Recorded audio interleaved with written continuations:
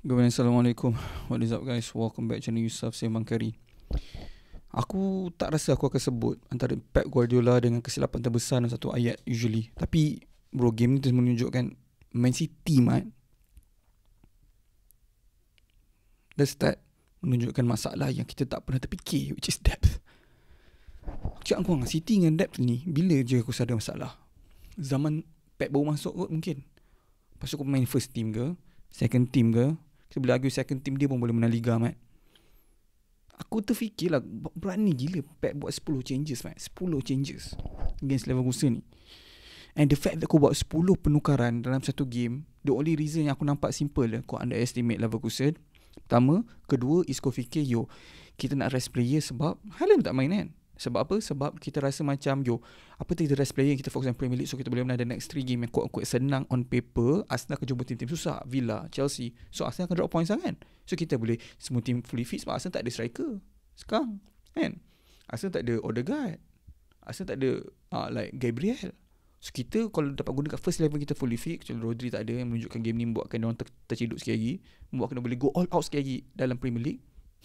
Tapi tak menjadi kesilapan terbesar.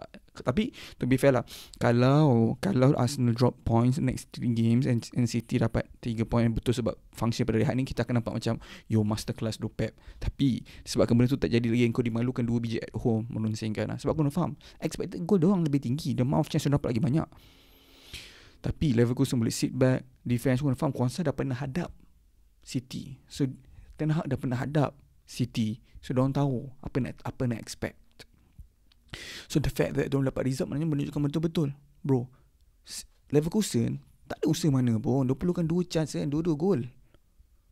Schick sentiasa striker yang reliable, bantu diorang untuk menang Liga hari tu, Bundesliga itu.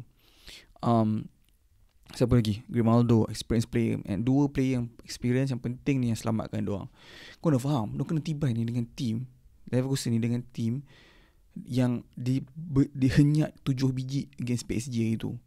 Macam ni kau cakap nak menang Liga, bro, aku tak nampak masa depan cerah. Yes, dia ada depth problem, dia ada lain selain pada masalah depth, like literally adalah Rodri lah. Kita tahu walaupun hari tu kita dapat performance, one of the best performance of Nico Gonzalez, tapi sekarang ni soalan perlu ditanya balik against Pep, macam ni nak set up continuously tanpa tanpa Rodri, di kala mana tak dapat di figure out low position. Itu adalah masalah yang besar, and diorang sentiasa memerlukan Haaland. Persoalan terbesar season ni apa, kita selalu cakap, macam mana kau nak main tak Haaland tak ada, bro? Ni step back orang bagi sebiji. So teori selama ni kau dengar tak ada Haaland habis, memang betul pun. Tengok, dia dapat chance, tapi bukan Haaland yang dapat chance tu.